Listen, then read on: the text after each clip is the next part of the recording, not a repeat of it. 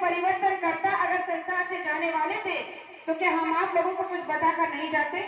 लेकिन जो वादा उन्होंने किया था, जब वो वादा उनका पूरा नहीं हुआ है तो हमने कैसे मान लिया कि गुरु महाराज संसार से चले गए। गुरु महाराज ने कहा कि जब राम चले गए, फिर भी राम के जाने के बाद जो अवतरीय शक्ति थी, लेकिन फिर भी राम के जाने के बाद किसी ने राम की पुण्यतिथि नहीं मनाई। राम नवमी मनाते हैं, क्यों? क्योंकि आने की जन्म तिथि को मनाया जाता है, जाने की नहीं। भगवान कृष्ण इस संसार से गए तो उनकी जन्माष्टमी मनाई जाती है, पुण्यतिथि नहीं। तो हम आप लोगों ने तो ऐसे संत महात्मा इस धरा पर आए हैं जिन्होंने इस शरीर में मानव तन धारण किया था हमारे आपके लिए, और कहा था कि जब तक मैं सचमुच लाकर नहीं दिखा देता तब तक यहाँ से नहीं जाऊंगा। तो हम आपने कैसे मान लिया? गुरु महाराज के एक एक शब्द को हमें सचेत होकर सुनना चाहिए। जब हम अपने घरों में बैठते हैं, रात के समय में सोते हैं, तो सोते समय उनके पुराने सत्रों को सुनो, अच्छे से ध्यान से पढ़ो, तो आपको किसी को पूछने की जरूरत नहीं पड़ेगी कि गुरु महाराज कहाँ और क्यों चले गए। उन्होंने कहा था कि मैं एक समय में ऐसी लीला खेलूंगा और अपनी मन मर्जी से ऐसी जगह चला जाऊंगा कि दुनिया की कोई ताकत मुझे ढूंढ नहीं सकती, चाहकर भी आप मेरे पास पहुंच नहीं सकते। मैं ऐसा गेर डाल दूंगा कि दुनिया का कोई मैकेनिकल उसे ठीक नहीं कर सकता या उस गेर को निकाल नहीं सकता। अगर आप कोशिश भी करोगे तो गेर टूट सकता है, लेकिन ठीक नहीं हो सकता। तो ये हमारे आपके बात है? बिल्कुल नहीं।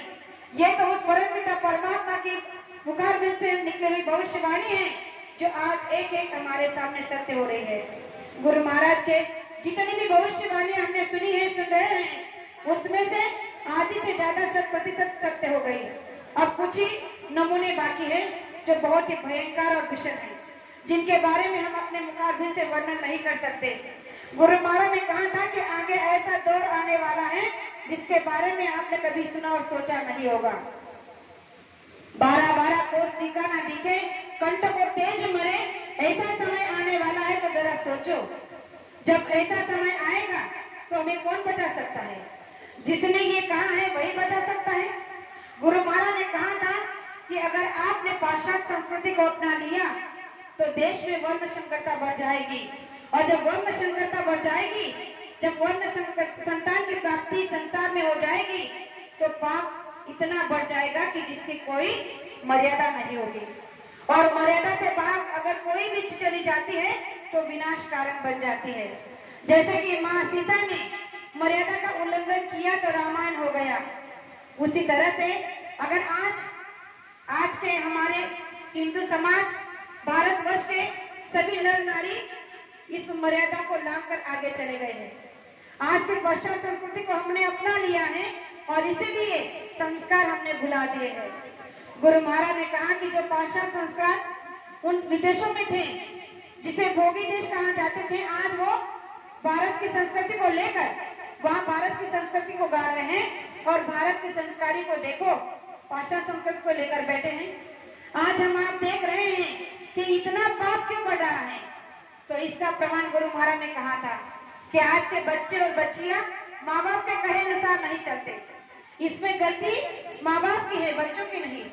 क्योंकि गुरु महाराज ने पहले ही कहकर रखा था कि अगर आप सत्संग में जाते हो तो अपने परिवार को, अपने बच्चों को, बीवी को साथ में लेकर जाना, क्योंकि उनको जो संस्कार आप अपने घर, स्कूल, कॉलेज में नहीं दे सकते, वो संत महात्मा के सत्संग में दे सकते हो। इसीलिए जहाँ पर भी सत्संग होगा वहाँ पर अपने परिवार को, अपने बीवी बच्चों को साथ में लेकर जाना, ताकि आगे चलकर आपको पश्चाताप करने का समय नहीं मिलेगा।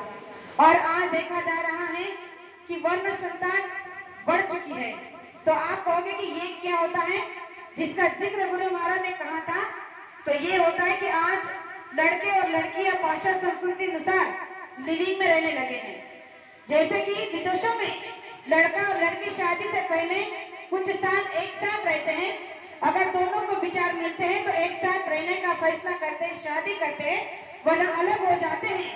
वही पाश्चात्य संस्कृति आज हमारे भारतवर्ष में बड़े बड़े शहरों में लड़के और लड़कियां अपना रहे हैं, लिविंग में रहने लगे हैं, आपस में एक साल तक कॉन्ट्रैक्ट में रिश्ता बना कर रखने लगे हैं, और कहते हैं कि एक साल के अंदर अगर लड़की का व्यवहार उसे स्वभाव अच्छा लगा तो शादी कर देंगे, वरना नहीं। तो गुरु महाराज ने कहा कि इसके चलते जो वर्ण संतान संकर बढ़ जाती है, उससे संसार में पाप बढ़ जाता है।